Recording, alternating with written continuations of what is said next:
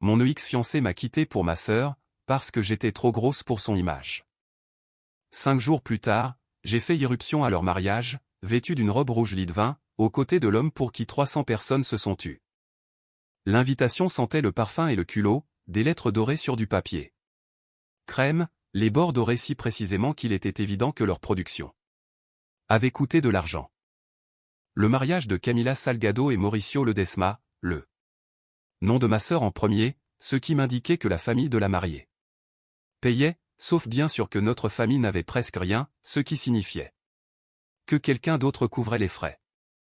Et le luxe de cette enveloppe me disait déjà quelque chose sur la façon dont les 4 derniers mois s'étaient déroulés pour Mauricio, chose que je n'avais pas été en mesure d'observer directement.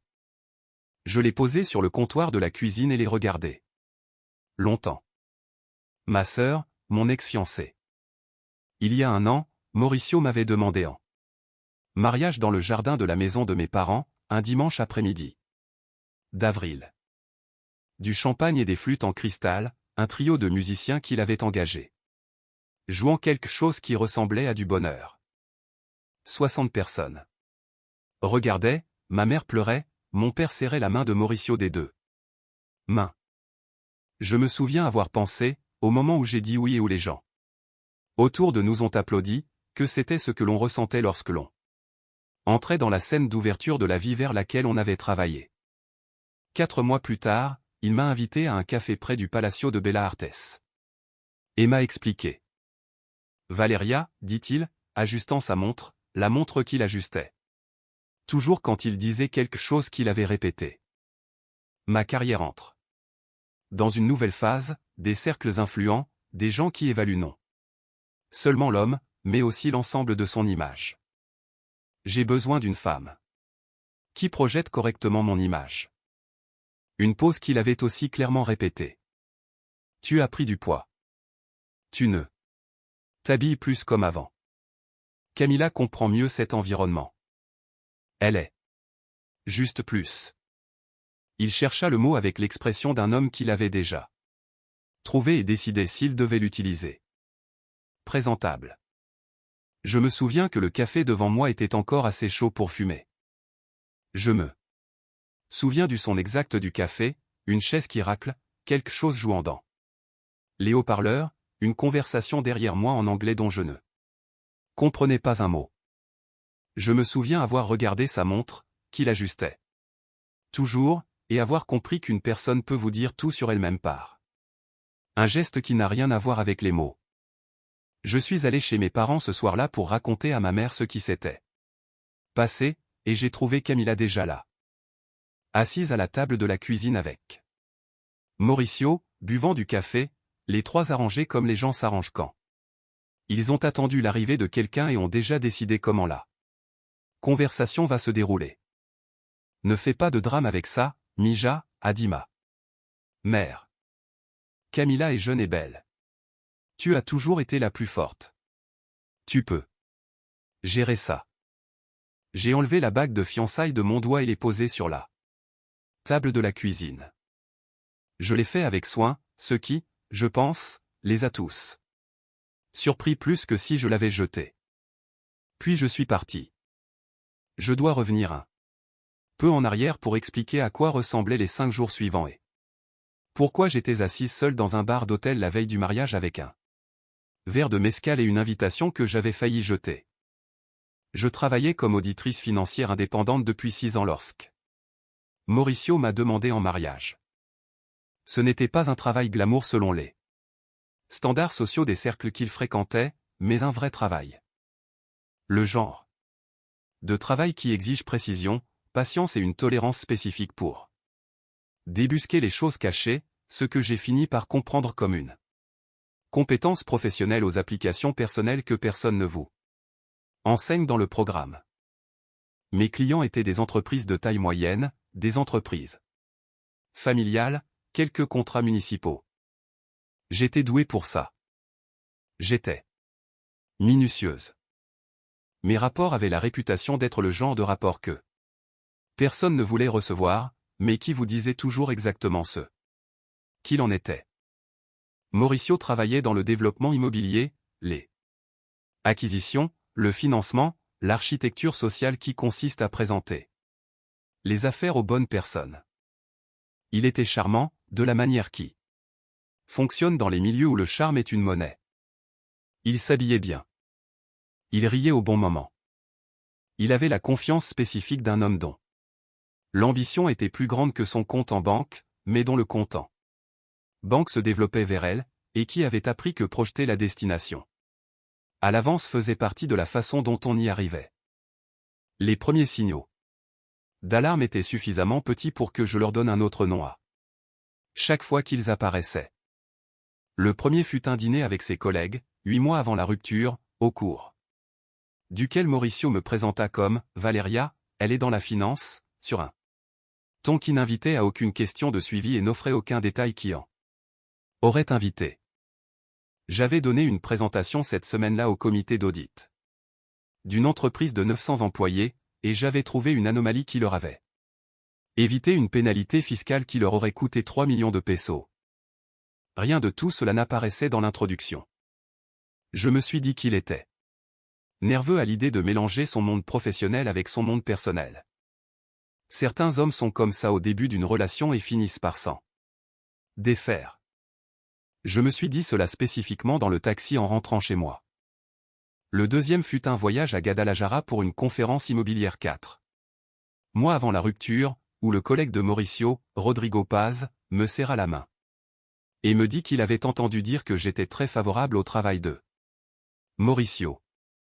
Sur le ton que les hommes utilisent pour une femme dont le rôle dans la vie d'un homme est compris comme ambiant plutôt que substantiel, Mauricio ne l'a pas corrigé. J'ai remarqué qu'il ne l'a pas corrigé. Je me suis dit que Rodrigo avait mal compris quelque chose à un moment donné, et que Mauricio n'avait tout simplement pas eu le temps de le rectifier.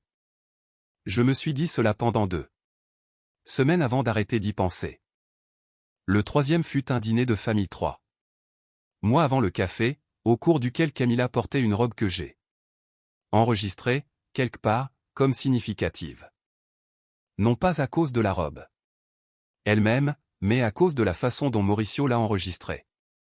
Le quart de seconde d'attention particulière qu'il lui a accordé, puis délibérément redirigé. Le mouvement discipliné spécifique d'un homme gérant où ses yeux allaient dans une pièce où sa fiancée était présente. Je me suis dit que j'étais paranoïaque, ce que je me disais toujours quand je remarquais des choses que je ne voulais pas avoir remarquées, et ce qui est une façon de faire de sa propre perception un narrateur peu fiable dans sa propre histoire. La quatrième, ce fut le café. Vous le savez déjà.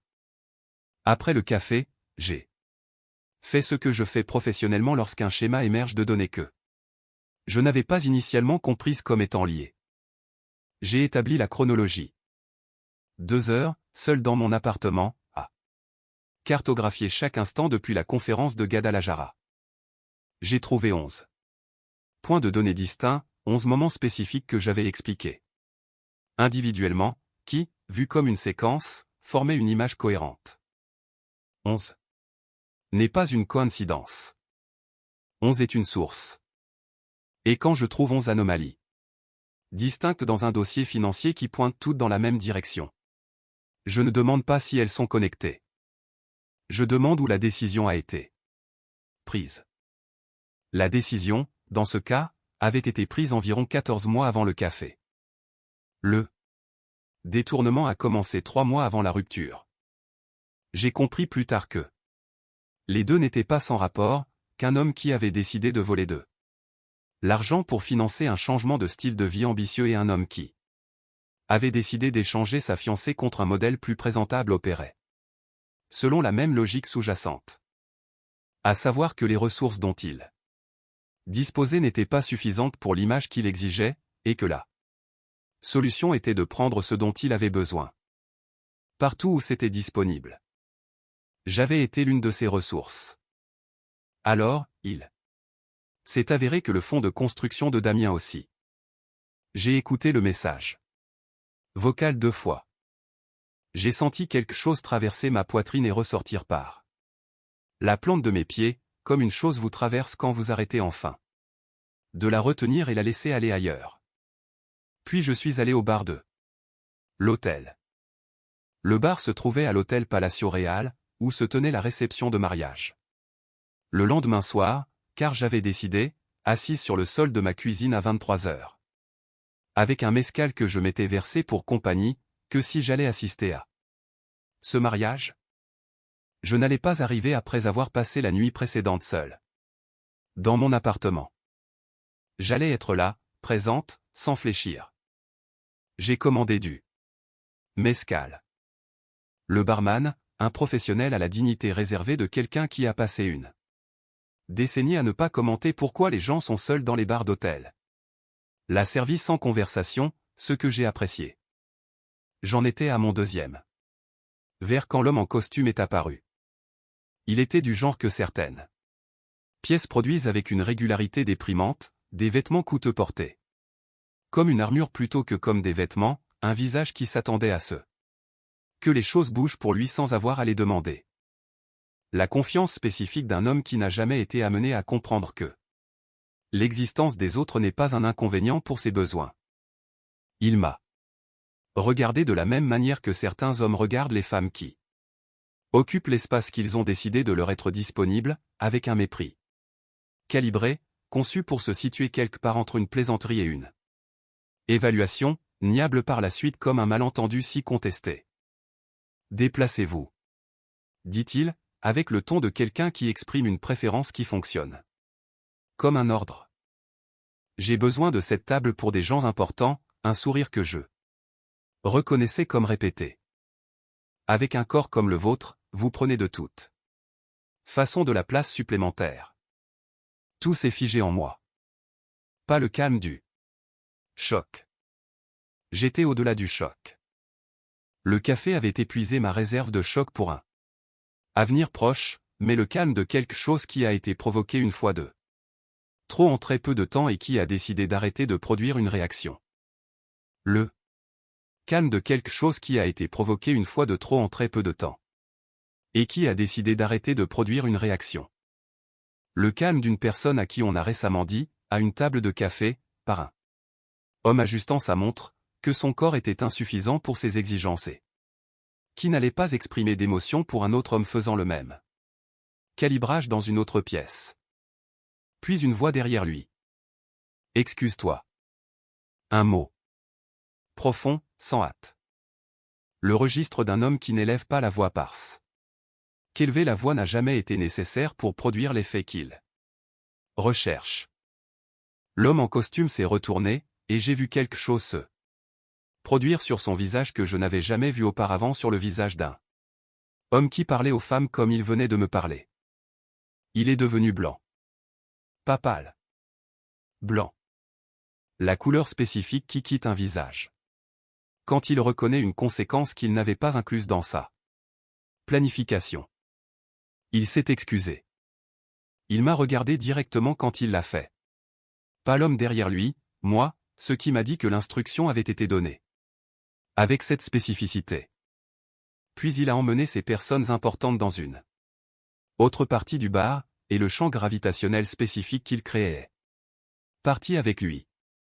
Je me suis tourné pour regarder l'homme qui avait parlé, Damian Robles. Je connaissais le nom avant qu'il ne se présente. Il y a des noms à Mexico qui circulent dans certains contextes, pas dans les profils de journaux ou les chroniques mondaines, mais dans les salles où sont prises les vraies décisions. Sur qui finance quoi, quel projet avance et comment l'infrastructure des choses est construite. Et le sien en faisait partie, prononcé avec soin, non pas avec peur exactement, mais avec la conscience que ce nom représentait quelque chose qui avait du poids. Il s'assit en face de moi, non pas à côté de moi, mais en face, ce qui était en soi une information, et commanda du mezcal. Tu n'en avais pas besoin, dit-il. Non, dis-je. Mais lui, oui. Il me regarda un instant avec l'expression de quelqu'un à qui on vient de donner une information qu'il trouve intéressante. Dis-moi pourquoi tu es ici. Je ne sais pas entièrement pourquoi je lui ai dit. Peut-être parce que je gérais l'histoire depuis 4 jours, et le poids de ne pas la dire à quiconque ni était pas impliqué était devenu spécifique et lourd. Peut-être parce qu'il y avait quelque chose dans la qualité spécifique de son attention, ni chaude, ni froide, juste totalement présente, qui rendait le récit sûr d'une manière qui n'avait rien à voir avec la vulnérabilité. Je lui ai parlé de Mauricio, du café et de la montre et du mot, présentable, du fait de rentrer chez moi et de trouver ma sœur et mon ex-fiancé buvant du café avec ma mère, comme si l'arrangement avait déjà été conclu, de la bague sur la table, du message vocal, de l'invitation sur le comptoir de la cuisine. Il a écouté sans bouger. Non pas l'écoute d'une personne attendant son tour de parler, mais l'écoute d'une personne qui a passé un temps considérable à apprendre que les informations que les gens donnent volontairement quand on les laisse parler sans interruption sont généralement plus utiles que les informations qu'ils donneraient si on leur posait des questions. Quand j'ai eu fini, il est resté silencieux un instant. « Tu vas à ce mariage ?» a-t-il dit. J'allais l'éviter. « Non, dit-il. Tu y vas. Non pas en victime. Mais en tant que femme qu'il pensait avoir détruite, il me regarda fixement. Il y a une différence. Je veux m'assurer que tu comprends la différence avant demain. Qu'est-ce que tu y gagnes, demandai-je. Parfois, voir un homme arrogant tomber est une récompense suffisante, dit-il. Et puis, après une pause, parfois il y a d'autres raisons. Il n'a pas expliqué les autres raisons. Je n'ai pas encore demandé. La robe était rouge. Lit de vin. Je l'avais achetée 4 mois plus tôt, 2 semaines avant le café, pour un événement professionnel auquel j'avais assisté et où je m'étais senti bien. Le genre d'événement où ma compétence était l'élément principal de la pièce plutôt que mon apparence. Je l'avais portée une fois et rangée, sans y penser, jusqu'à ce que Damien me dise de porter quelque chose dans lequel je me sentirais réel.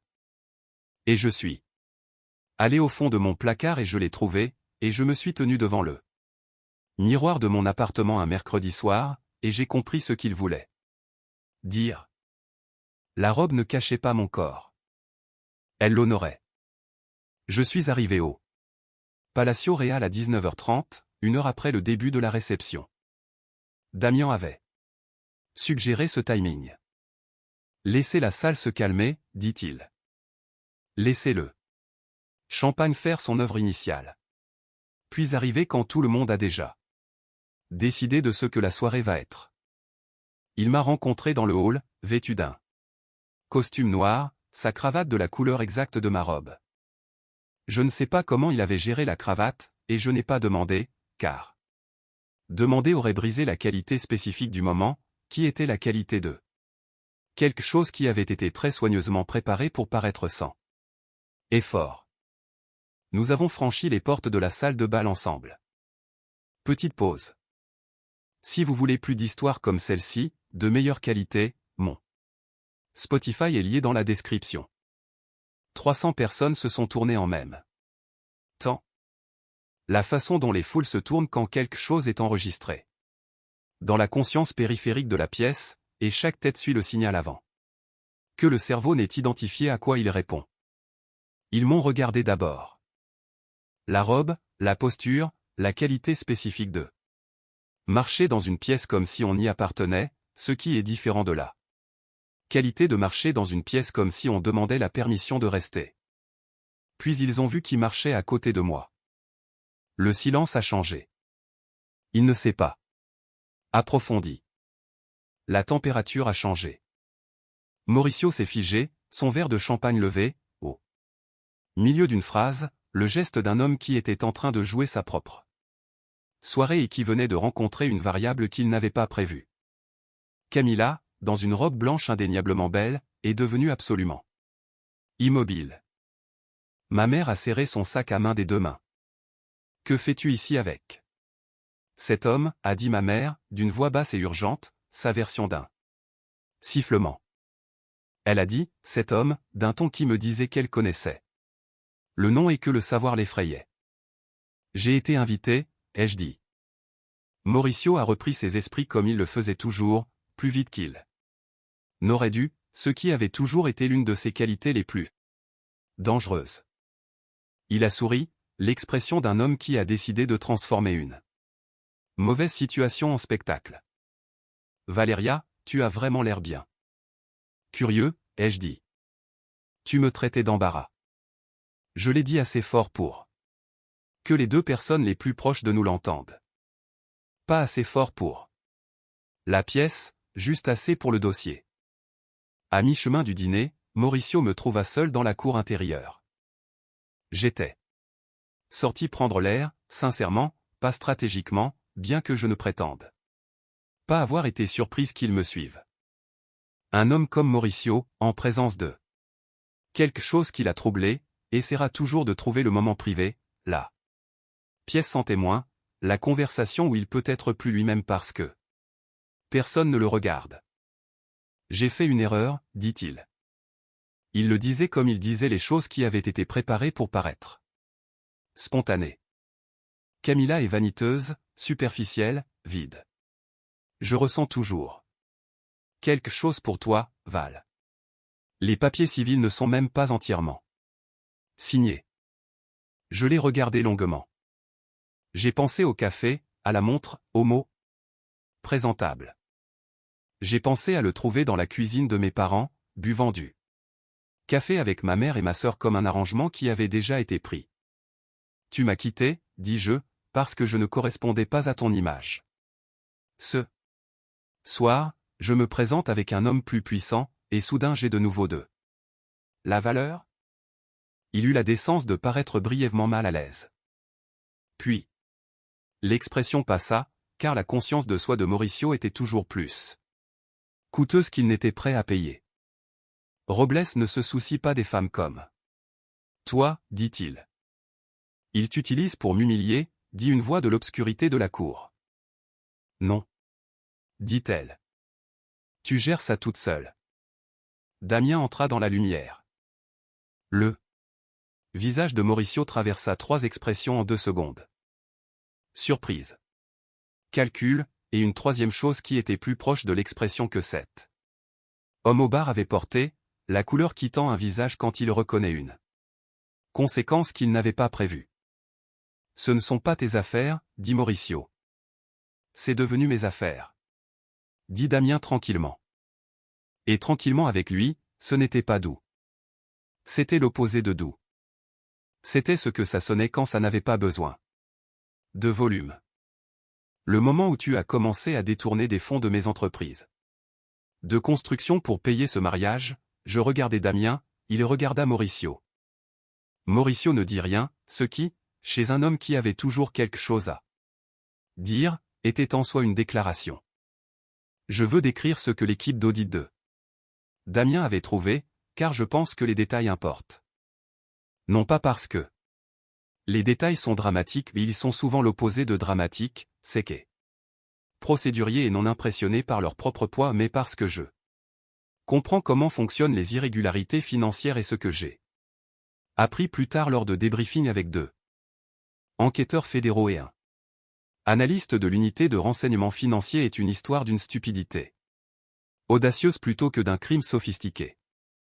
Gabriel Fuentes, le principal expert comptable judiciaire de l'équipe d'audit interne de Damien, 21 ans. D'expérience en investigation financière, 3 ans avec l'auditoria supérieur de la fédération avant de passer au secteur privé. Avait initialement signalé des anomalies dans le fonds interne d'une filiale de construction de taille moyenne. En avril, les irrégularités correspondaient au schéma de quelqu'un qui comprenait les seuils à partir desquels les transactions seraient signalées, et restaient délibérément en dessous, pas assez sophistiqués pour être invisibles, mais suffisamment confiant dans sa propre intelligence pour ne pas imaginer que quiconque regarderait attentivement. Les montants, sur 6 mois, totalisaient environ 480 000 pesos. Assez, il s'est avéré, pour un gâteau de mariage à 5 étages, 300 couverts, un lieu au Palacio Real, et une invitation imprimée sur du papier crème avec des lettres dorées qui sentaient le parfum et le culot. Damien n'avait pas su que c'était Mauricio avant 3 semaines avant le mariage, lorsque le nom de la société écran recevant les transferts fut résolu. Grâce à une recherche secondaire dans les registres des sociétés, en une entité immobilière rattachée à l'adresse professionnelle de Mauricio. À ce moment-là, la nature de la coïncidence, l'ex-fiancé de Valeria, le mariage, le lieu, devint quelque chose que Damien me décrivit plus tard, avec un euphémisme caractéristique, comme intéressant. Il avait toute la documentation avant de s'asseoir en face de moi au bar. Il n'avait simplement pas commencé par cela. L'inspecteur Lorena Carrasco de la Fiscalia Générale, 13 ans d'expérience en investigation de crimes financiers, était en communication avec le conseiller juridique de Damien 2 semaines avant le mariage. La coordination du timing, de la réception, de la documentation, du moment de la plus grande exposition sociale pour Mauricio, n'était pas mon plan et pas, je pense, principalement pour moi. Il s'agissait du fait que l'équipe juridique de Damien avait conseillé qu'une divulgation publique, avec des témoins en présence du marié lui-même, compliquerait considérablement toute tentative de prétendre plus tard que les irrégularités étaient accidentelles ou administratives. 300. Témoins sont plus difficiles à contredire qu'un bureau fermé. Raphaël Monte, chef des affaires juridiques de Damien, 14 ans d'expérience dans la gestion de la gouvernance d'entreprise et de la conformité réglementaire, a déposé la plainte pénale officielle le matin du mariage. Les enquêteurs fédéraux sont arrivés à la réception par une question de timing coordonné plutôt que de choix dramatique, bien que je ne prétende pas que le timing n'avait pas un peu des deux. De retour dans la salle de bal, Damien tapota son verre avec une petite cuillère. Une fois, le mariachi s'arrêta en pleine note. L'écran de projection derrière la table des mariés changea. Là où des photographies romantiques de Camila et Mauricio avaient défilé, il y avait maintenant un affichage de documents financiers, virements bancaires, fausses factures, enregistrements de sociétés écrans. L'architecture spécifique et peu glamour de l'argent volé par petite somme et assemblée en un mariage. La voix de Camila, quand elle arriva, était très petite. Mauricio, qu'est-ce que c'est? Damien s'adressa à la salle sans théâtre, comme il faisait tout. Il y a 3 mois, une équipe d'audit a détecté des mouvements de fonds irréguliers dans un compte interne. L'enquête a identifié un schéma de transfert sur 6 mois, totalisant environ 480 000 pesos, acheminés par une série d'entités vers un compte immobilier appartenant au marié. Il laissa cela s'installer. La personne responsable de ce vol est votre marié. Camila se tourna vers Mauricio. Je l'ai regardé faire. Son visage passa par quelque chose de privé et de compliqué, l'expression spécifique d'une personne qui vient de recevoir des informations qui réorganisent tout ce sur quoi elle était appuyée. Tu as payé mon mariage de rêve, dit-elle lentement, avec de l'argent volé. Tu as exigé ce style de vie. La voix de Mauricio craqua. Le calme affiché avait disparu. Ta mère n'arrêtait pas de dire qu'il fallait impressionner tout le monde. Il fallait le bon endroit, la bonne robe, le bon. Laisse-moi en dehors de tes crimes, dit ma mère de 2 tables plus loin. Avec la vélocité d'une femme qui venait de décider que le récit qui coulait devant elle était un récit dans lequel elle ne serait pas à bord. J'ai regardé ma mère. Elle n'a pas croisé mon regard. Les portes en chaîne au fond de la salle de bal s'ouvrirent. Des enquêteurs fédéraux, la police d'État, 8 d'entre eux, avec l'allure détendue de personnes arrivées dans un endroit où elles s'attendaient à trouver exactement ce qu'elles allaient trouver. Ils marchèrent vers la table d'honneur. Avec l'économie spécifique de professionnels qui ont déjà fait cela et comprennent que le drame appartient à la situation et non à eux. L'inspectrice Carrasco a parlé. Mauricio Ledesma, vous êtes en état d'arrestation pour fraude aggravée, détournement de fonds et opérations financières illicites. Il a été menotté devant le gâteau de mariage à 5 étages. Les étages étaient décorés de fleurs blanches que j'ai appris plus tard que Camilla avait passé 3 heures à sélectionner avec l'organisateur de l'événement. Le détail semble inutile, et pourtant c'est le détail dont je me souviens le plus clairement. Les fleurs, blanches sur le glaçage blanc et les menottes, et l'expression sur le visage de Mauricio, qui était l'expression d'un homme qui a passé toute sa vie d'adulte à gérer son apparence devant les salles et qui est arrivé au moment où la salle n'a plus besoin de sa gestion. « Tu m'as fait ça », m'a-t-il crié, alors qu'il le conduisait vers la porte. 300 personnes regardaient, 300 téléphones levés. J'ai secoué la tête. Non.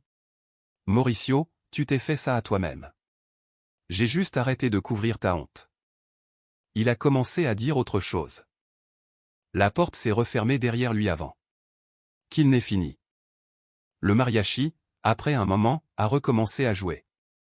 On ne leur avait apparemment pas dit d'arrêter définitivement, et en l'absence d'instructions spécifiques contraires, ils ont repris le travail pour lequel ils avaient été payés. C'était, pensais-je, la réponse la plus juste possible à tout ce qui venait de se passer. Camilla ne m'a pas parlé ce soir-là.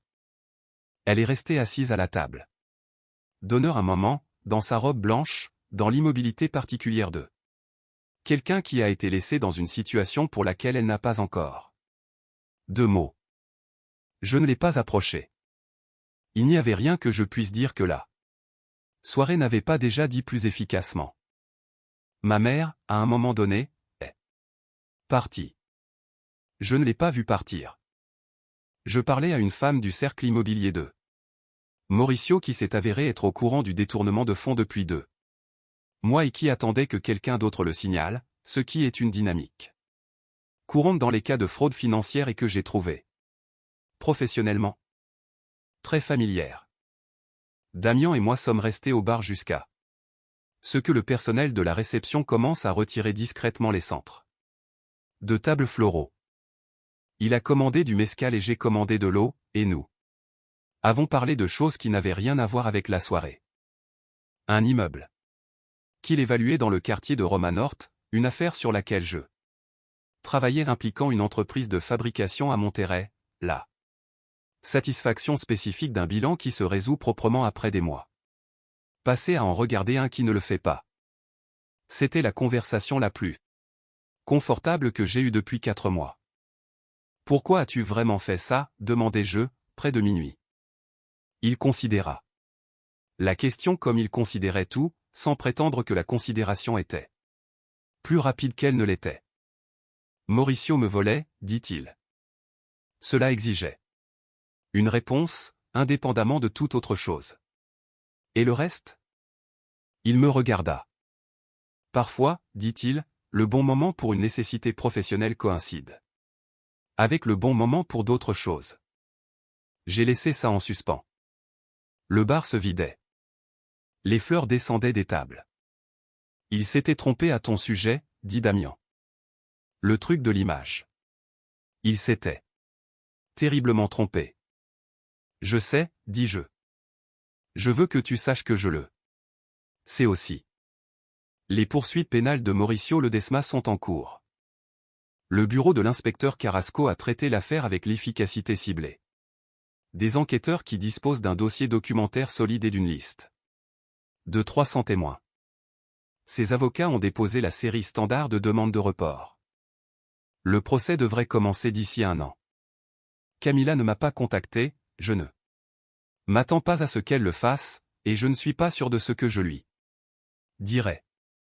Elle aussi a été trahie, par lui, avec de l'argent volé, devant 300 personnes, lors de ce qui était censé être la nuit la plus importante de sa vie. Cette trahison mérite son propre décompte, séparé du mien. Je ressens moins de colère envers elle que je n'aurais pu le prévoir, ce qui, je pense, en dit long sur la colère et où elle se situe réellement. Ma mère a envoyé un message, 10 jours après le mariage. Il disait, il fallait toujours que tu ramènes tout à toi. Je l'ai lu une fois, puis j'ai posé mon téléphone, et j'ai remarqué que ce que je ressentais en le lisant n'était pas de la blessure, exactement, mais quelque chose de plus proche du sentiment que l'on éprouve quand on voit enfin clairement l'architecture d'une chose. Et que l'on comprend que l'architecture a toujours été ainsi, même quand on était à l'intérieur en se disant que c'était autre chose. J'ai appelé mon père, nous avons parlé longtemps, il avait plus à dire que je ne m'y attendais, et c'était plus honnête que je ne l'espérais, et je ne vais pas le décrire ici car cela nous appartient à nous seuls. Damien et moi avons dîné 3 fois depuis le mariage, non pas comme une performance, mais comme 2 personnes qui ont découvert qu'une conversation commençait dans un bar d'hôtel au pire moment de ma vie récente s'est avéré avoir plus à offrir que les circonstances qui l'ont initié. Que cela devienne autre chose est une question qui a encore le temps de trouver sa réponse. Mon cabinet d'audit se porte bien. J'ai pris 2 nouveaux clients. En février, l'un d'eux une recommandation d'un contact de Damien qui avait entendu dire, par des canaux dont je n'ai pas demandé les détails, que j'étais précise, minutieuse et que je n'avais pas peur de ce que je trouvais. Cette dernière partie est la description la plus précise de moi que l'on m'ait jamais offerte dans un contexte professionnel. L'invitation est toujours dans ma cuisine. J'ai pensé la jeter et j'ai décidé de ne pas le faire, non pas comme un souvenir des pires choses, le café, la montre. Le mot présentable, la voix de ma mère me disant de m'en remettre. Mais comme un rappel de ce qui arrive quand on laisse quelqu'un d'autre vous dire ce que vous valez assez longtemps pour que vous commenciez presque à les croire. Presque. Tu portes la robe rouge lit de vin, tu franchis la porte, tu ne t'excuses pas d'exister.